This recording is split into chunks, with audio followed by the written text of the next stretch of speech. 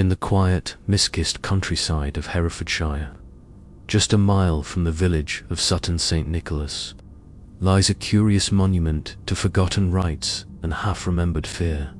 A weathered pair of stones known as the Wergin Stone.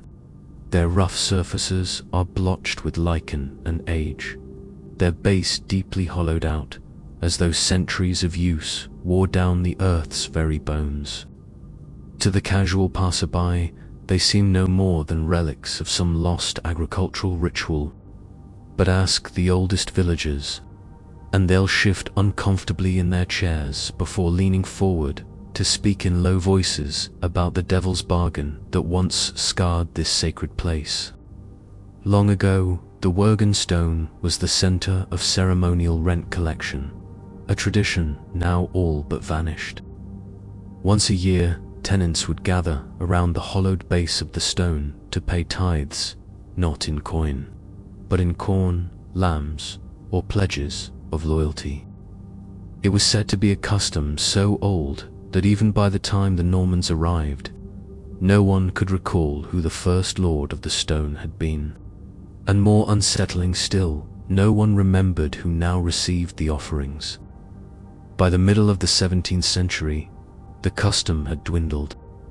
The village had changed, but the stone remained, brooding in the field, its hollow as dark and empty as unanswered prayer. Then came the night of October 13th, 1652. A thunderstorm rolled across Herefordshire like a beast unchained.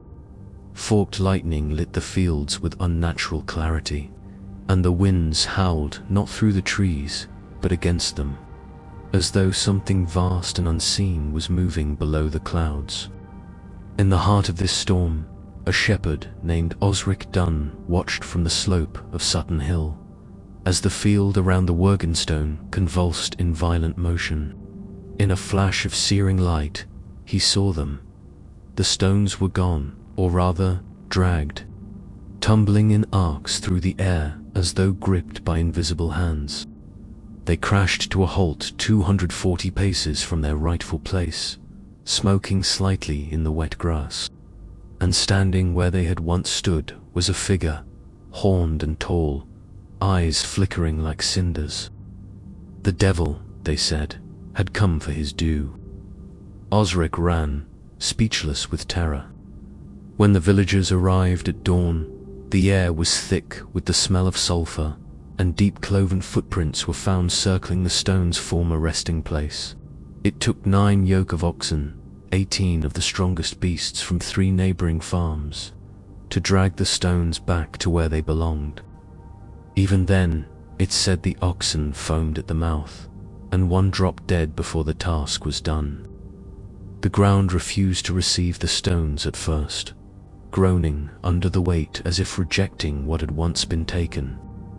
To this day, the stones remain slightly askew, never quite settled, never quite right.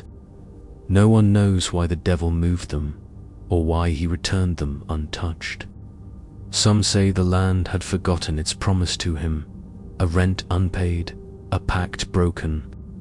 Others believe the hollow in the stone is not a basin for offerings, but the mouth of a seal, a lid over something that should never be opened.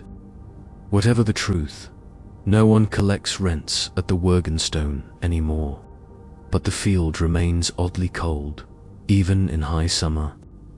Birds do not roost near it, and those who dare count 240 paces from the stone in any direction have reported seeing hoofprints where no animals tread.